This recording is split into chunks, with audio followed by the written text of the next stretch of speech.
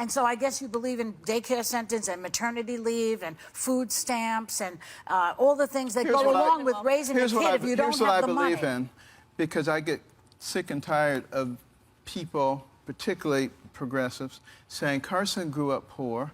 He must have benefited from government programs, and now he wants to withdraw all the programs from poor people. We did not assume Wait a that. minute.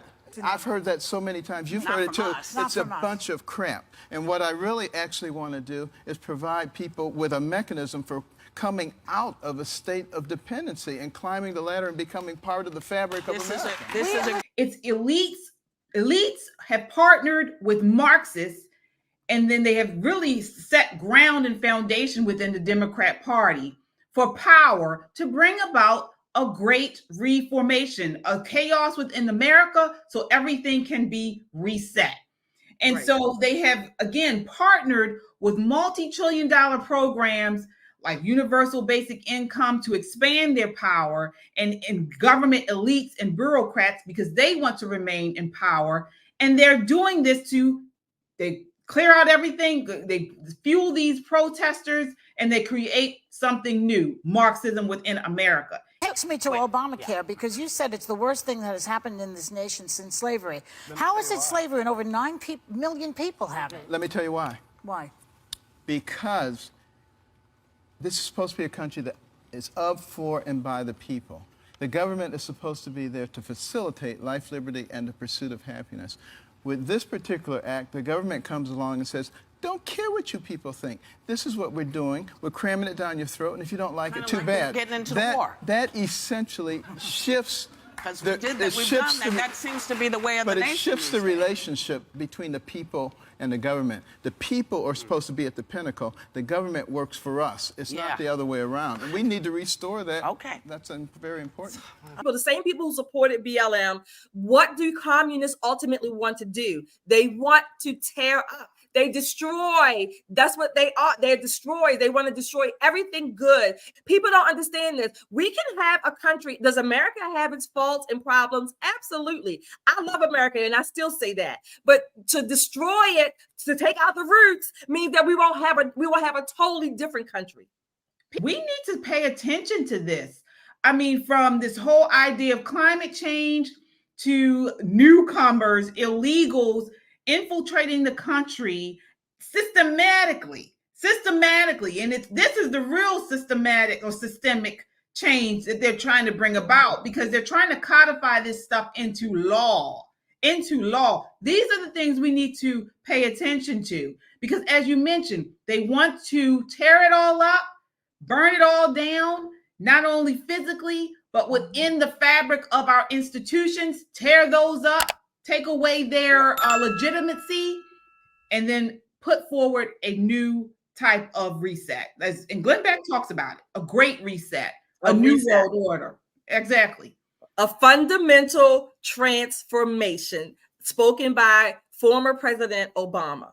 Absolutely. And what is the biggest helper, or the biggest way they do this, is to divide us. They're trying to divide us racially. They're trying to divide us along party lines, economically, socially. This is the way they do it. They create division within our country, and then the fragments that they are creating allow them to come in and just put forward a transformation, as you mentioned, Shelley. Yeah, they do. So that's why we can't do it. So when you hear people talking about black versus white, oppressed versus oppressor, victim, we're all victims and things like that.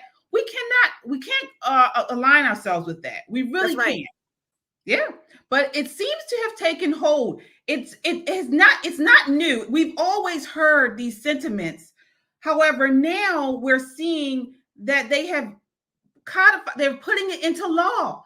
They're trying to push aside our Constitution, and codify these things into law. And that's what makes it different now. And people are actually agreeing with this stuff. Yeah. And that's what makes it dangerous.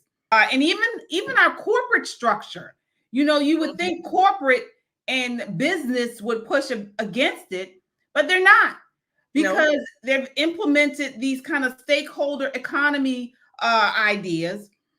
So they've combined social justice causes and goals of elites before profits. So Right. we talked about this. I think it's the SDG or something. I think they call it. The ESG, the ESG. ESGs, right? ESGs, the ESG movement. Yeah. Right. So then now they're trying to combine that within the social justice.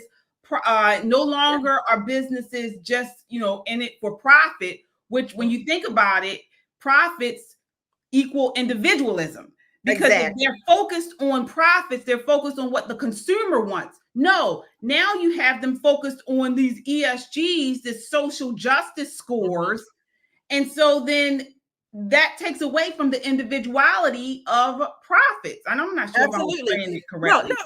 No, you're saying it right. Absolutely, it does that. And when the businesses are in bed with the government and even the media to some extent, this triangulation between the government, media, and business, this has all come against the American people, the American ideals. So why would you take profits when you have this power behind you?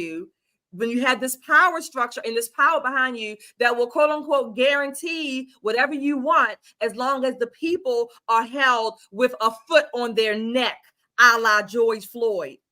Absolutely. It serves the demands and objectives of the collective. Instead of if you're profit driven, you're serving the demands of the individuals, because they won't buy if you don't meet their demands. You see what I'm saying there? Exactly. Yeah. So, but if you have some bureaucracy telling you that these ideas, these social justice causes and goals are more important than profits, they become in control versus over the individual. Exactly. So this is major. No, exactly. Yeah. Yeah. When you have government, again, in cahoots with business, telling you what kind of car you have to buy, that you can only run your gas and electric, your air conditioning, your heat at a certain temperature. Not only that, you only can drive in certain distances or certain places. That is what we call fascism. It's another form of socialism, communism, but that's what we call fascism. And I'm telling you, Americans, we have to wake up. Guys, and thank God for people like you, Shelley, standing up and pushing back against it. Again, they use the scandemic to quiet and silence people, to push out this mail-in voting so they could somehow steal or sway the election through this mail-in voting. Now they're going to do it with climate change. Guys, do you understand? The climate change, to institute things to push forward this climate change to stem climate change, they don't make money.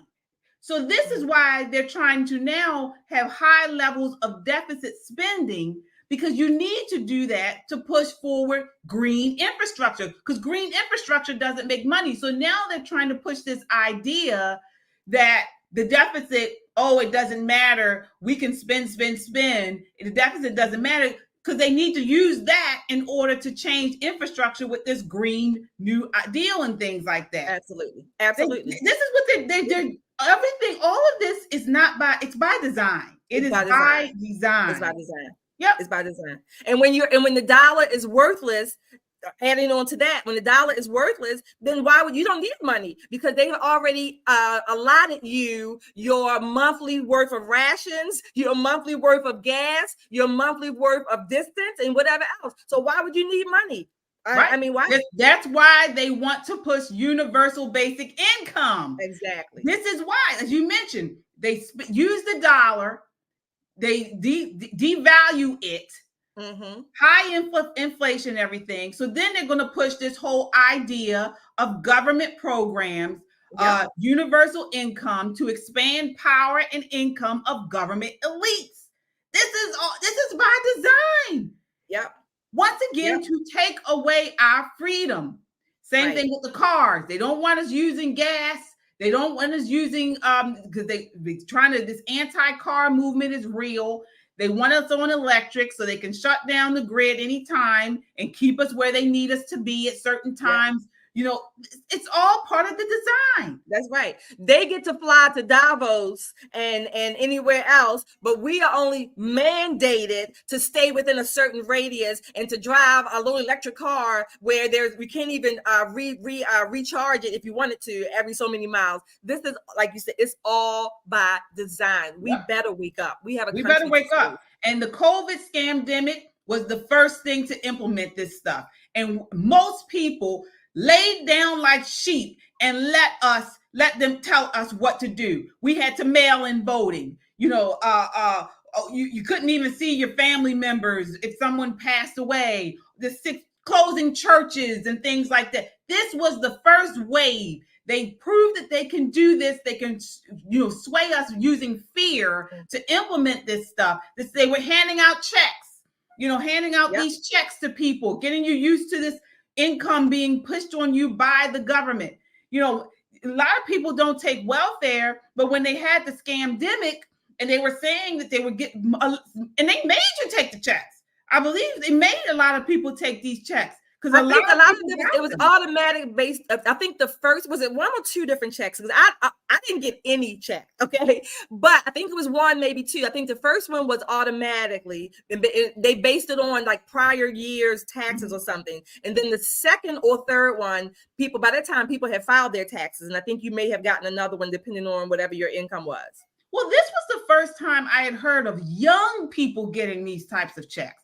And so that's why I said I think this was implemented in a way where more people, I bet if it was, I'm not even sure if it's been researched, but I believe more people got some type of government stimulus than any other time in history. And again, this is young people receive these checks. And it's the mindset. It gets you into thinking that the government is responsible for your daily living. They're responsible for this stuff. Yes. And it's an agenda. I mean, they have, if you look this, you guys, I encourage you to look up the 2030 agenda. 2030 agenda. The leftist elites have a big plan for 2030. And we better wake up and push back against it. This is why this election is so important. This is probably the most important election of our lifetime. Yeah. So it really is. It really is. It really is, KJ. And I know we say, every election, somebody says that. To a certain extent, it is correct because up till that time, that was the rules. But honestly, this is exactly correct. This is the most important election. I believe you've said it. I've said it. I think if this election is the election that our country literally hinges on. We're like this on the cliff on the top, and this is the election where we are literally hinging on the top of this cliff. Yeah.